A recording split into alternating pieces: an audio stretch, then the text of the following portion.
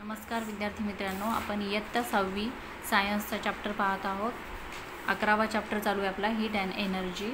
त्यातला पुढचा पॉईंट बघणार आहोत। याच्या अगोदर आपला एनर्जी फॉर्म्स ऑफ एनर्जी पाहिलं होतं। त्याच्यामधला बी पॉईंट चालू आहे आपला हीट एनर्जी। हीट एनर्जी म्हणजे उष्णता ऊर्जा। The earth receives heat in proper quantities from the sun. आपल्या पृथ्वीला सूर्यामुळे योग्य प्रमाणामध्ये उष्णता मिळत असते। That is how an atmospheric temperature favourable to the living world is maintain. आणि त्यामुळेच आपल्या पृथ्वीवरचं जे वातावरण आहे, तापमान हे सजीव सृष्टीस अनुकूल राखलं जातं। Heat is a form of energy. उष्णता हे काय आहे? एक ऊर्जेचंच रूप आहे। उष्णता हे ऊर्जा, आपल्याला त्याच्यामधून एनर्जी भेटते, म्हणून उष्णता हे एक ऊर्जेचं स्वरूप आहे। Sunlight contains heat energy. आणि सूर्यप्रकाशामध्ये उष्णता ऊर्जा असते। आपल्याला सूर्यप्रकाश जो भेटतो त्याच्यामधून आपल्याला उष्णतासुद्धा भेटत असते। Heat is produced by burning of fuel. Heat energy is used in the kitchen all the time. आणि हीट हे कशातून आपल्याला भेटू शकतं? अजून उष्णता तर वेगवेगळे इंधन जे आहेत ते इंधनांच्या ज्वलनातून आपल्याला उष्णतेची निर्मिती करता येते।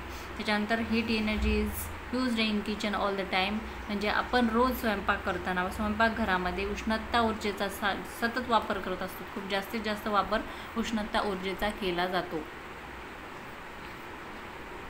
Heat is measured in the unit calorie. आणि उष्णतेचं एकक आहे कॅलरी। कॅलरी या एककामध्ये उष्णता मोजली जाते। Let's try this. Number 1, take a convex lens and hold it over a sheet of paper in sunlight. आपल्याला सांगितलं आहे की एक बहिर्गोल भिंग घ्यायचा आहे आणि तो एका कागदासमोर सूर्यप्रकाशामध्ये धरायचा आहे। सनलाईटच्या समोर धरायला सांगितलं आहे। नंबर 2,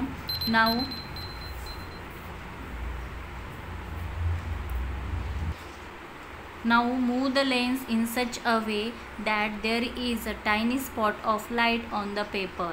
आणि आता आपल्याला ते जो आपण लेन्स घेतलेला आहे किंवा भिंग घेतलं आहे ते अशा प्रकारे मागे पुढे करायचे की जेणेकरून त्या कागदावर प्रकाशाचा बारीकसा टिपका दिसेल। याप्रमाणे यांनी चित्रात जसं दाखवलं आहे तसा गोल टिपका दिसला पाहिजे।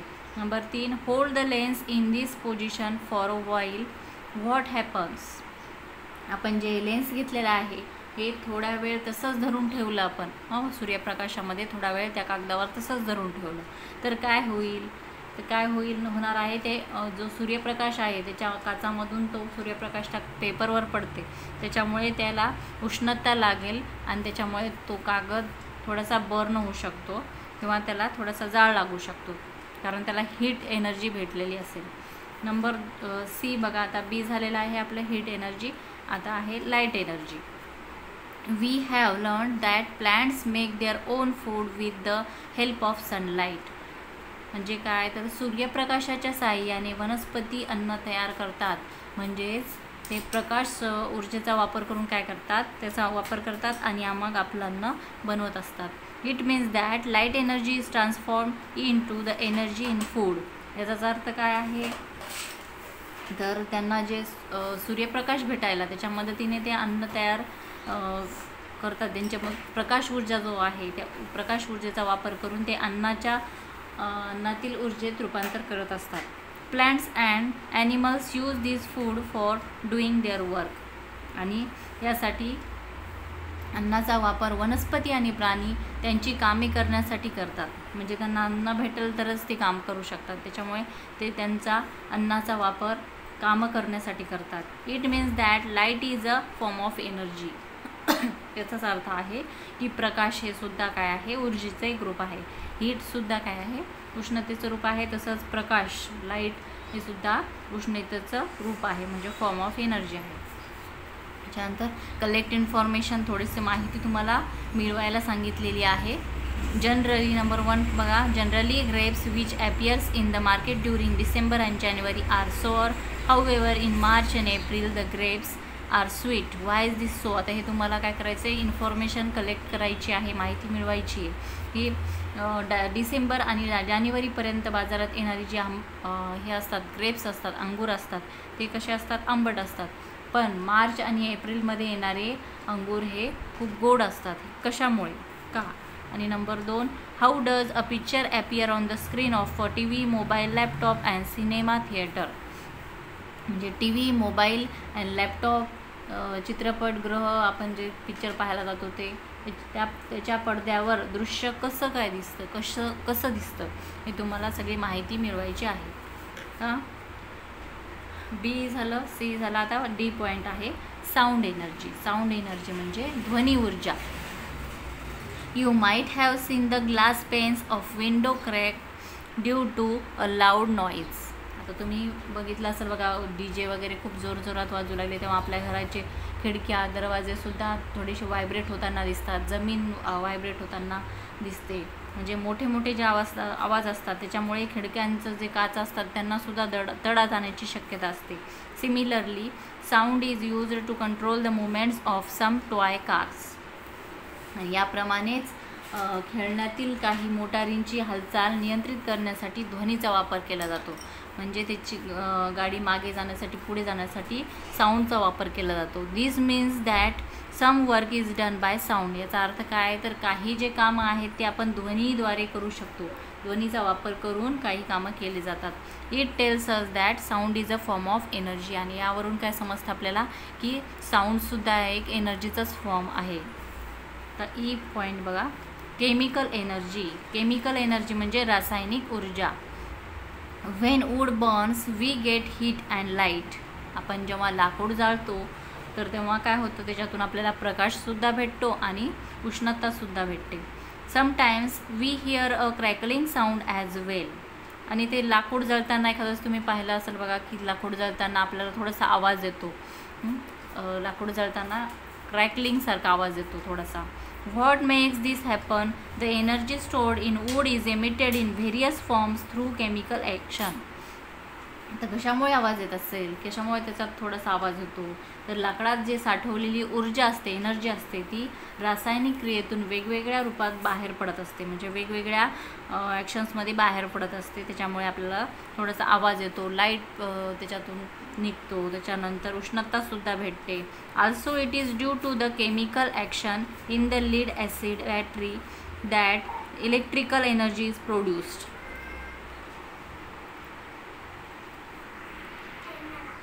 लेड ॲसिड बॅटरीमध्ये होणाऱ्या रासायनिक क्रियेने विद्युत ऊर्जा निर्मिती होत असते. लेड ॲसिड बॅटरी म्हणजे आपल्या घरामध्ये बॅटरीज, इन्व्हर्टरच्या बॅटरीज असतात, त्याच्यातून आपल्याला काय भेटतं, विद्युत ऊर्जा भेटत असते. The energy obtain through chemical action is called chemical energy. रासायनिक क्रियेमधून मिळणाऱ्या ऊर्जेस आपण रासायनिक ऊर्जा असे म्हणतो. आता यूज युअर ब्रेन पॉवर, थोडेसे क्वेश्चन विचारलेले आहेत बघा. Number 1, in which form is energy stored in plant food. वनस्पतीमध्ये अन्न कोणत्या ऊर्जेच्या स्वरूपामध्ये साठवले जाते. त्याच्यानंतर दुसरा आहे, how is energy obtain from cooking gas. स्वयंपाकघरातील गॅसमधून ऊर्जा कशी प्राप्त होत असते. ठीक आहे, याचे आन्सर्स तुम्हाला द्यायचे आहेत. आता बाजूला एक थोडेसे दिलेले आहेत बघा आपल्याला. एनर्जीज कोणत्या कोणत्या आहेत, फॉर्म्स ऑफ एनर्जीज आपण ज्या पाहिल्या आहेत त्या. तर बघा, पहिली आहे mechanical energy, heat energy, light energy, sound energy, chemical energy and electrical energy are the various forms of energy. या एवढ्या सगळ्या काय आहेत, म्हणजे उष्णतेचे हे विविध रूप आहेत. ठीक आहे, पुढचा पॉईंट बघा, ऑब्झर्व अँड डिस्कस. निरीक्षण करा आणि चर्चा करायला सांगितली आपल्याला. Observe the working of the various appliances we use such as the fan, lamp, mixer, TV, radio, refrigerator, washing machine, clothes iron. आता हे सगळे चित्र दाखवलेत बघा याच्यामध्ये. आपण हे रोज घरामध्ये अशा सगळ्या गोष्टी वापरत असतो. हे सगळे उपकरणं आपण वापरतो. हे जे सगळे आपण उपकरणं वापरतो ते आपण वेगवेगळ्या कामांसाठी आपल्या रोजच्या जीवनामध्ये आपण त्यांचा खूप वापर करत असतो. त्यांचं आपल्याला निरीक्षण करायला सांगितले. In which form is energy supplied to them to make them work. Form is energy supplied to them to make them work. म्हणजे हे जे वस्तू आहेत त्यांचे कार्य होण्यासाठी त्यांना कोणत्या स्वरूपात ऊर्जा मिळते, कोणत्या याच्यामध्ये, म्हणजे त्यांचं वर्क कसं होतं किंवा कोणत्या स्वरूपामध्ये त्यांच्यामध्ये ऊर्जा असते ते आपल्याला विचारलेलं आहे. तर खाली बघा, पुढचा पॉईंट आहे ट्रान्सफॉर्मेशन ऑफ एनर्जी, म्हणजे ऊर्जेचे रूपांतर. ट्रान्सफॉर्मेशन म्हणजे त्यांचं रूपांतर, उष्णतेचं आपलं ऊर्जेचं रूपांतर कसं होतं. Transformation of energy takes place when work is done. कार्य जेव्हा आपलं काम होतं तेव्हा कार्य होताना ऊर्जेचं रूपांतर होत असतं, म्हणजे ऊर्जेचं रूपांतर झालं तरच आपलं काम पूर्ण होणार. Let us consider one chain of transformation of energy. आता आपल्याला एक ऊर्जेच्या रूपांतराची साखळी सांगितलेली आहे, ते आपल्याला खाली पाहायचे. In the course of the water cycle water evaporates due to the heat of the sun. म्हणजे काय होतं बघा, जलचक्र तुम्हाला माहितीच असेल. तर जलचक्रामध्ये त्याच्या प्रक्रियेमधून सूर्याच्या उष्णतेमुळे समुद्राच्या पाण्याची वाफ होत असते. This water vapour forms clouds that give rain. आणि मग ती वाफेचे काय होतं, मग त्याच्यानंतर त्या वाफेचे ढग होतात. Rain water flows into rivers and is stored in reservoirs on dams. आणि मग ते वाफेचे ढग होऊन त्यांच्यापासून पाऊस पडत असतो. आपल्या जमिनीवर जो पाऊस पडतो त्या ढगामधून पाऊस पडतो आणि पाणी नद्यांमधून वाहून धरणामध्ये साठते. मग नदीला खूप जास्त पाणी झाल्यानंतर ते धरणामध्ये येतं, डॅम्समध्ये येतं. These are at a height and therefore their water has potential energy which is transformed into kinetic energy as the water falls downwards. मग ते धरणं जे असतात ते उंचीवर असतात.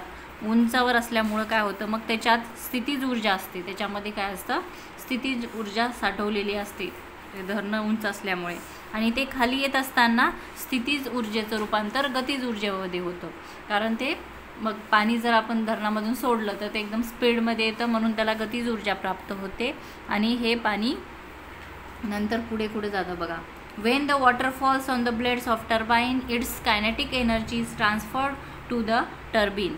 आणि मग ते गतीज ऊर्जेमध्ये रूपांतर झाल्यानंतर ते पाणी जनित्रातील पात्यावर पडतं आणि मग त्याची गतीज ऊर्जा जनित्राला मिळते. त्याची जी ऊर्जा आहे त्या जनित्राला मिळते.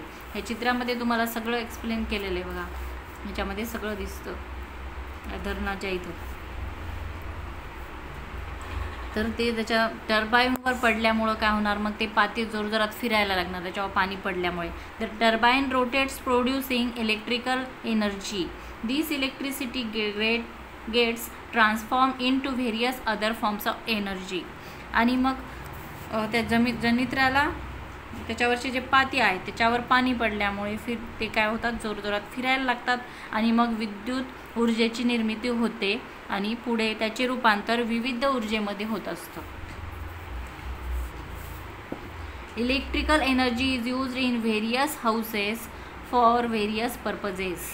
म्हणजे आता विद्युत ऊर्जेचा वापर आपण सगळेजण करत असतो. सगळ्यांच्याच घरामध्ये वेगवेगळ्या कारणांसाठी, कामासाठी आपण त्या विद्युत ऊर्जेचा वापर करत असतो. It is transform into light energy on lightning a bulb, into kinetic energy on starting a fan, into sound energy while playing a music system and into heat energy in an oven.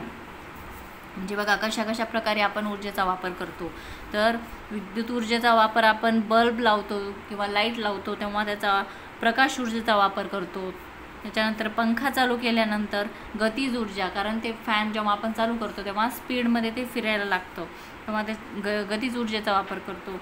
Tape चालू केल्यानंतर, tape म्हणजे आपलं recorder असेल, tape recorder किंवा आपले sound systems असतात, ते चालू केल्यानंतर ध्वनी ऊर्जेचा वापर केला जातो.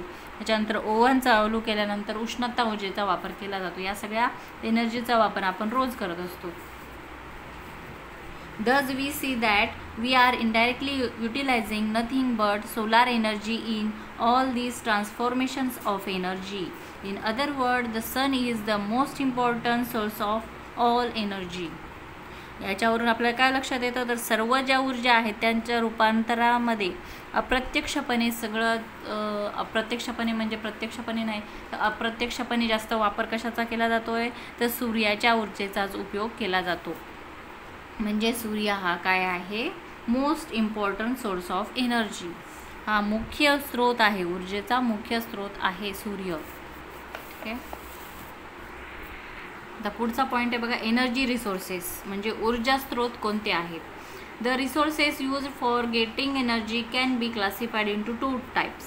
ऊर्जा मिळवण्याची जे साधनं आहेत त्यांना आपण काय म्हणतो, ऊर्जा स्रोत. त्याच्यामधून आपल्याला एनर्जी भेटते आणि त्या ऊर्जा स्रोताचे 2 प्रकारामध्ये वर्गीकरण करण्यात आलेलं आहे. तर पहिला पॉईंट आहे नंबर 1, कन्व्हेन्शनल एनर्जी रिसोर्सेस और नॉन रिन्युएबल एनर्जी रिसोर्सेस. याचा अर्थ आहे त्याला पारंपरिक ऊर्जा स्रोत म्हणतात किंवा अनवीनीकरणीय ऊर्जा स्रोत, म्हणजे ते पुन्हा नव्याने तयार करता येत नाहीत अशांना म्हणतात conventional energy resources.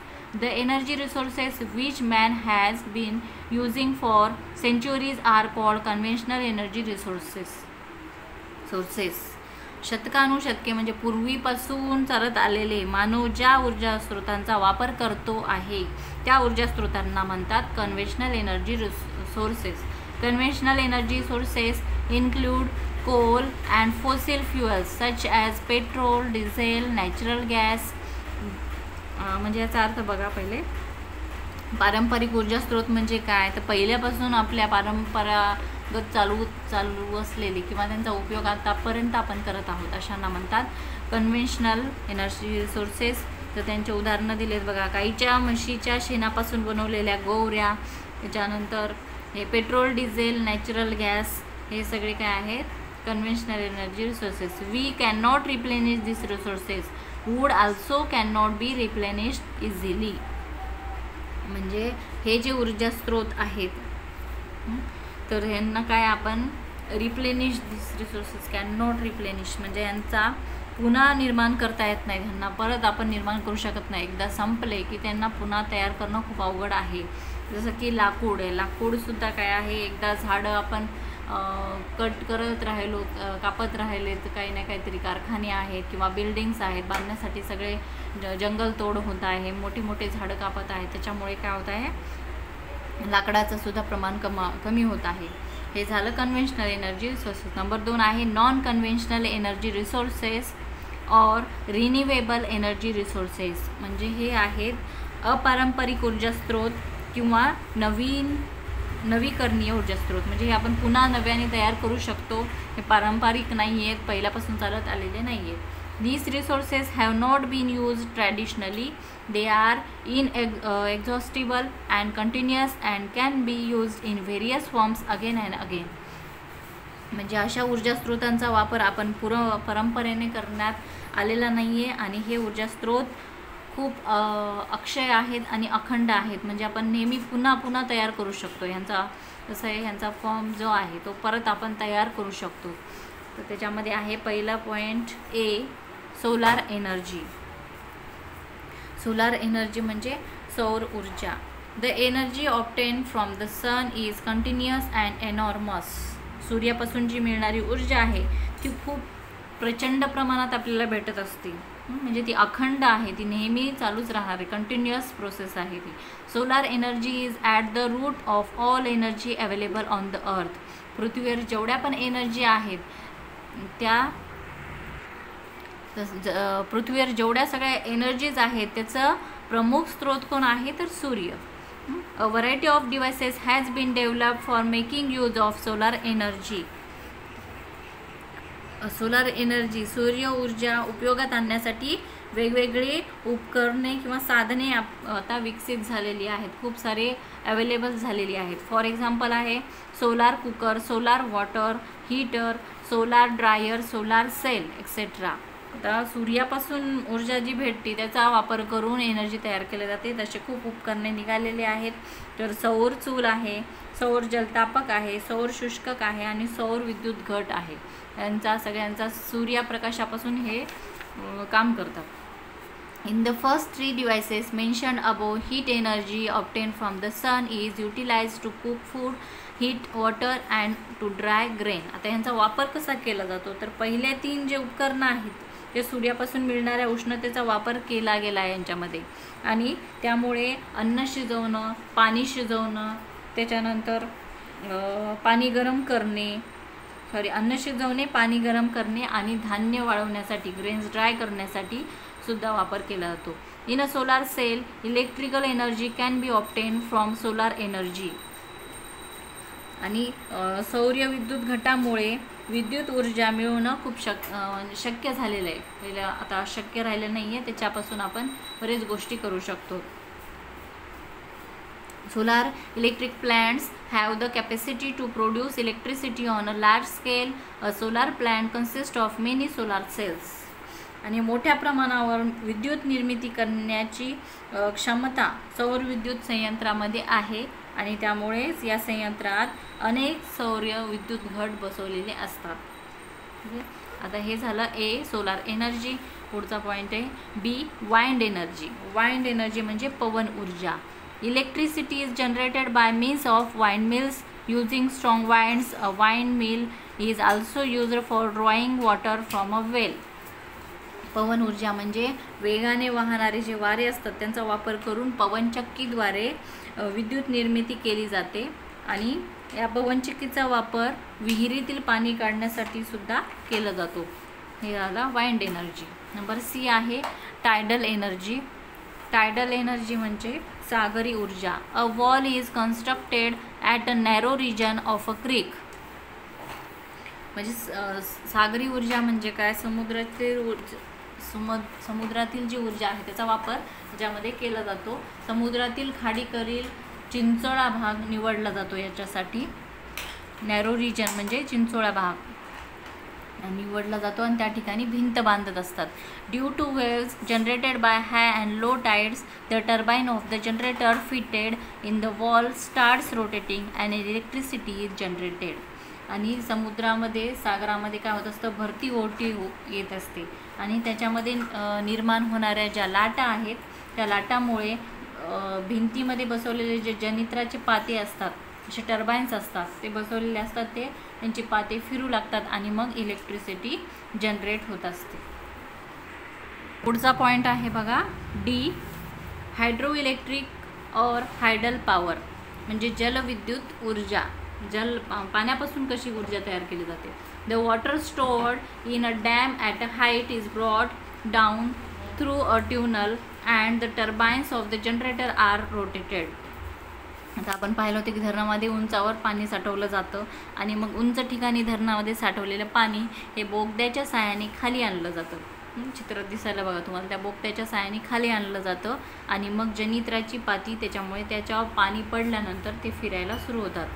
The place where electricity is generated in this way is called hydro electric or hydel power plant. आणि याच्यामुळे मग ते काय होतं, ते पाती फिरायला लागतात आणि त्याच्यामध्ये वीज निर्मिती होते. अशा प्रकारच्या ज्या केंद्रांना म्हणतात जलविद्युत केंद्र. The Koyna project in Maharashtra is a well non hydel project. महाराष्ट्रामध्ये कोयना धरणावर मोठा जलविद्युत प्रकल्प कार्यरत आहे. There are also other smaller hydro electric plants located at other dam sites. आणि अजून दुसऱ्या धरणांवर सुद्धा लहान मोठे जलविद्युत प्रकल्प कार्यरत आहेत. तर सगळ्यात फेमस आहे महाराष्ट्रातला हे कोयना प्रोजेक्ट. ओके, पुढचा पॉईंट बघा E energy obtain from ocean waves. Oceanic waves म्हणजे अजून एनर्जी आपण कशापासून मिळू शकतो, तर समुद्रातील लहरींपासून मिळणारी ऊर्जा. While sea waves move forward in a certain direction, the water moves up and down regularly at a position. काय होत असतं, समुद्रामध्ये लाटा येतात, पुढे जाताना एखाद्या ठिकाणी पाणी नियमितपणे वर खाली होत असतं. म्हणजे त्या लाटा येतात, मग त्याच्यामध्ये पाणी वरी खाली होणार. These two can be used to generate electricity. आणि त्यांचा वापर करून सुद्धा विद्युत निर्मिती केली जाते. पुढचा पॉईंट आहे F atomic energy. Atomic energy म्हणजे अणुऊर्जा. The serious crisis of electricity storage can be eased by generating electricity by means of atomic energy. याच्यामध्ये आता काय झालं आहे बघा, खूप जास्त प्रमाणात वीज टंचाई होऊ शकते, कारण वीज भरपूर जण खूप वापरतात. त्याचा कोणाचाही त्याच्यावर कंट्रोल नाही आहे. लाईट, टी व्ही, फॅन सगळं घरामध्ये चालू असतं. त्याच्यामुळे काय होतं, वीज टंचाईचे गंभीर संकट आपण लक्षात घेऊ शकतो. कारण ऊर्जेद्वारे विजेचे उत्पादन केलं जातं आणि ते आपण जर प्रमाणामध्ये वापरलं नाही तर ते सिरियस क्रिसिस होऊ शकतो त्याचा. The heat liberated during the fission of atoms of heavy elements such as uranium thorium is used to generate electricity. आणि युरेनियम थोरियम यांसारख्या जड मूलद्रव्यांचा अणूंच्या विघटनातून निघणाऱ्या उष्णतेचा वापर करून वीज निर्मिती तयार केली जाते, म्हणजे इलेक्ट्रिसिटी तयार केली जाते. याच्यामध्ये पुढे दिले बघा, use your brain power. There is energy in every substance in the universe. आपल्या विश्वामध्ये प्रत्येक पदार्थामध्ये ऊर्जा आहे. It is present in the non living things as well as in living things. ही प्रत्येकामध्ये अवेलेबल असते, म्हणजे सजीवामध्ये सुद्धा आहे आणि निर्जीवामध्ये सुद्धा एनर्जी असते. Why then is energy not visible to us. मग ती आपल्याला का दिसत नाही, ती ऊर्जा आपल्याला सगळ्यांना ती का दिसत नाही असं विचारलेलं आहे. आता पुढे काय आहे बघा, energy saving and green energy. ऊर्जेची बचत आपण कशी करू शकतो आणि ग्रीन एनर्जी म्हणजे काय. In a way saving energy is as good as generating energy. विजेची बचत ही एका अर्थानं काय आहे, विद्युत निर्मितीच आहे. आपण जेवढं विजेचा वापर कमी करू तेवढं एनर्जी विद्युत ऊर्जा काय होईल, त्याची निर्मिती केल्यासारखीच आहे. There are several ways of saving energy such as putting of lamps when not needed, making maximum use of sunlight etc. म्हणजे आपल्याला जेवढा आवश्यक असेल तेवढाच लाईटचा वापर करावा आपण. त्याच्यानंतर जास्तीत जास्त सूर्यप्रकाशाच्या मदतीनेच कामं करायला पाहिजेत. सेविंग एनर्जी आणि energy resources is very necessary. म्हणजे विद्युत ऊर्जेचा वापर हे आपण खूप कमी प्रमाणात केला पाहिजे. आपल्याला जेवढं आवश्यक आहे तेवढंच करायला पाहिजे. Otherwise we will have to face serious calamity like global warming. नाहीतर काय होईल, मग जागतिक तापमान वाढीसारख्या गंभीर समस्येला आपल्याला तोंड द्यावं लागणार. The energy resources which do not produce smoke and carbon gases such as carbon dioxide or carbon monoxide are called green energy resources. ज्या ऊर्जा स्रोतांचा वापरामधून कार्बन धूर असे घातक घटक निघत नाहीत, जसं कार्बन डायऑक्साईड आणि कार्बन मोनॉक्साईड निर्माण होत नाहीत, अशा ऊर्जा स्रोतांना काय म्हणतात, green energy resources. Greater use of such resources is the need of the hour. म्हणजे अशा स्रोतांचा वापराची गरज आजच्या काळाला आहे. म्हणजे असे स्रोत जर आपण आता वापरले तर हे खूप चांगलं आहे आपल्यासाठी. ठीक आहे, हा चॅप्टर संपलेला आहे. तुम्हाला काही डाऊट असेल तर तुम्ही विचारू शकता.